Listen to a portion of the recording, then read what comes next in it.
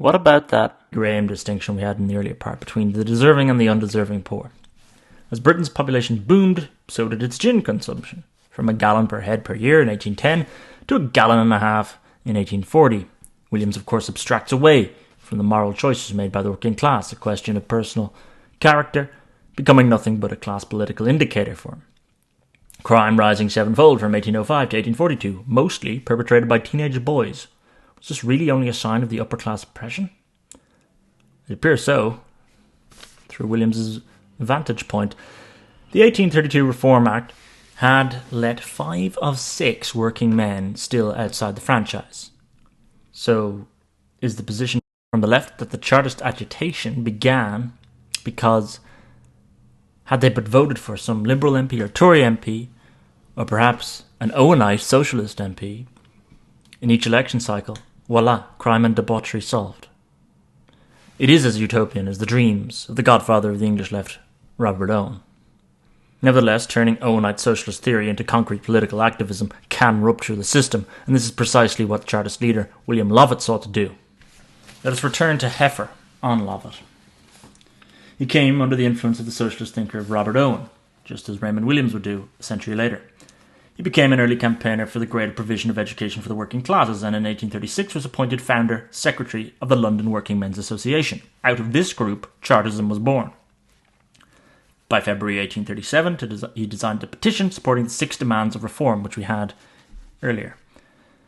They called for a secret ballot, annual parliaments, salaried MPs, equal-sized constituencies, universal male suffrage, and the end of the property qualification for MPs. It was published 8th of May 1838. The charter was signed by 1.25 million people, and they had boasted that they would collect 3 million signatures.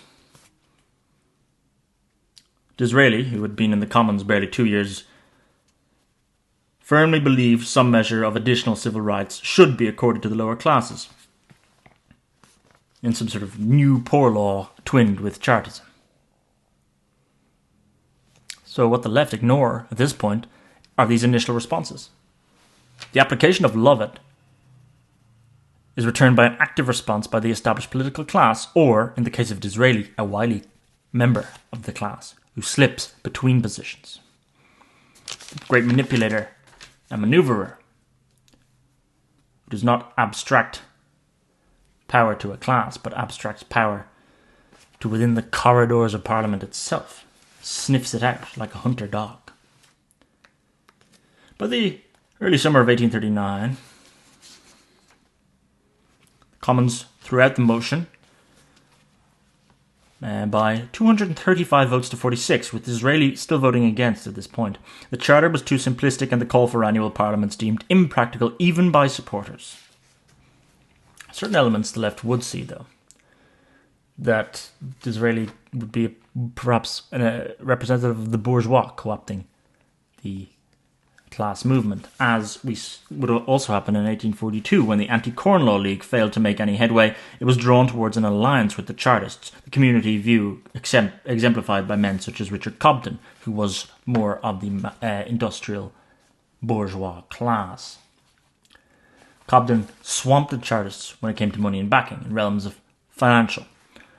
But while he could destroy them, did he actually? Both were poking at the old order as England went through industrial convulsion. Without this alliance, Chartists would be merely outside agitators unable to harness enough energy for a mass revolt, let alone position themselves in any better place for when such a revolt would reach its tail end. The left would take pleasure in the responses Chartism had provoked by both party leaders, because for them the system was not one to be co-opted but destroyed. Lord John Russell, by contrast to those with sympathy towards the Chartist movement, said he was expressing my respect for the petitioners at the same time declaring my abhorrence the doctrines set forth in the petition. This, he explained, was because he believed that to grant their wishes would be to shake property and to unhinge that constitution of society. Peel, likewise, was with him. Like Russell, he believed the whole basis of the Constitution was threatened. He did not believe constitutional monarchy could survive universal suffrage. But what is the monarchy to the left but another hierarchical institution standing in the way of the Owenite vision? And Williams may snigger at Carlyle's suggestion that emigration was a solution to this problem. But as Britain was the first nation to industrialise, how could emigration not be a solution? How could it not be? During 1844 and 1845, the heat had gone out of the problem of the condition of the poor. In 1842, there was 128,344 emigrating to the colonies, but by 1844 this had reduced to 70,686. Heffer spots this as a tail off of the release valve of emigration as a pressure to the agitation. What else had caused this other than the immediate emigration of the 1842 years? Well, railway mania was at its height, and a capital outlay of around an extra £10 million a year provided work for many more labourers, notably emigrants from Ireland. Funds used under the Poor Law for relief fell by 20% in 1844 compared with 1843. So the truth of the matter is industry did make Britain superior, both driving emigration to people who needed it outside and also by running railway mania and employing the labourers and getting them out of the workshop and onto the railway line constructions. Britain was also at this point still imbued with that classical sense of imperialism, that once you had industrialised yourself, you could enlarge that capacity in an imperial framework.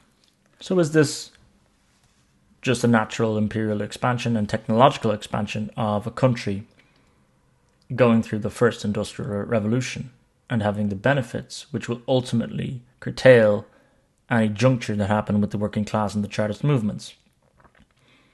The left don't want to apply a cold analytic approach to this question, the same way that they purport to do so within the intra-class politics, despite the two, the imperial framework and the intra-class politics, being intrinsically linked. In 1848, a year of Europe-wide uprisings, the Chartists resolved to remind the government that their grievances remained unanswered. They asked their sympathisers to gather on Kennington Common, a short walk from Westminster, on Monday, 10th of April. Both sides viewed the event with a mixture of fear, panic and determination. The prospect of perhaps hundreds of thousands of agitators marching on London was worrying enough. That the crowds might cross Westminster Bridge and besiege Parliament terrified the ruling class. There had been a rash of disturbances in northern England during the late winter, and in early March several days of rioting in Glasgow, put down by soldiers and police. No one underestimated the possibility of trouble. However, the aristocracy, gentry and middle classes met the threat with a solidarity of which Marx would have been proud. Russell, the then Prime Minister, ordered 8,000 soldiers to be in the capital and 150,000 special constables. Greville, in his diary, on the eve of the demonstration, described the precautions as so much that it is either very sublime or very ridiculous. But the fires of the revolution did not spread to England.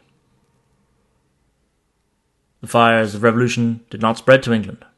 It was not merely a result of the 1832 Reform Act, nor was it the position that should have happened according to leftist trajectory. It was also a sign that the worst of the hungry 40s had passed and prosperity was slowly returning. So the truth of the matter seemed to be that industry made her superior, and emigration hit the brunt of the problem that industry could not solve in the short term.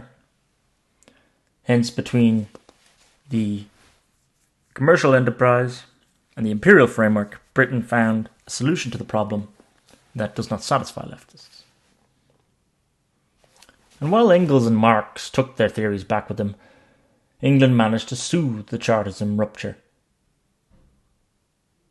as well as create a cult around a paternalistic figure of another German who had come to England, Prince Albert. Like Lord Ashley, he sympathised with the Chartists, but from an aristocratic lens, not through the lens Williams would be satisfied with. Albert motivated himself on a traditional hierarchical lines. His paternalism was still inherent in much of the aristocracy. There were plenty of the upper reaches of society who sympathised with the Chartists. Albert would be the man who would become most significant in leading the ruling class campaign to improve the lot of the lower orders and to extend the boundaries of civilization, to take the sting out of the Chartist scorpion's tail. Albert extolled the disinterested influence of the upper classes being brought to bear on those problems. He created 4 new lodgings that had been provided in central London, giving clean and wholesome accommodation to working men. Thanks to Ashley, later Lord Shaftesbury, who we've seen before as embodying noblesse oblige, during the passage of the legislation, an act was passed in 1851 to allow local authorities to inspect these lodging houses. Albert's desire to see improvements went far beyond simply making workers happy. He had an instinctive understanding, rather than the cold analytical approach of the left. The greatest success of all sections of society was not merely cause wealth trickle down from top to bottom, but would also stimulate the philanthropy to enable the spread of education, the improvement of public health, and the building of better housing. Growth of infrastructure would allow communications to be modernised and facilitate trade and other commercial activity. Now, leftist theory of the time could still write off much of this as, they could sue themselves that this was part of a larger process. The bourgeois needed to unseat the aristocracy before the workers could rise up, and what Alfred was doing was really the old classical imperial framework was being replaced by a capitalistic imperial framework. And then, in turn, these bourgeois would be overturned by the workers themselves. This is the Marxist theory. But what about the present day? Well, one can imagine scorn poured upon the Chartists themselves at this point. White, English, male. Happy to head out to the globe and colonise when the pressure came too much at home. Inherently racist and reactionary then, even the workers. This would probably be the view embodied by many of the left today, if they looked at it cold. Can one not draw a straight line from the working class agitation of Chartism to Brexit? At this point, the leftist has abandoned the compassion. The same compassion which initially made them side with the Chartist cause. A conundrum caused chiefly by their inability to accept the depravity of the workers were not entirely down to class bigotry. And it actually turned out that the most important aristocrat of the era, Prince Albert, possessed much of that Arnoldian Christian moral purpose.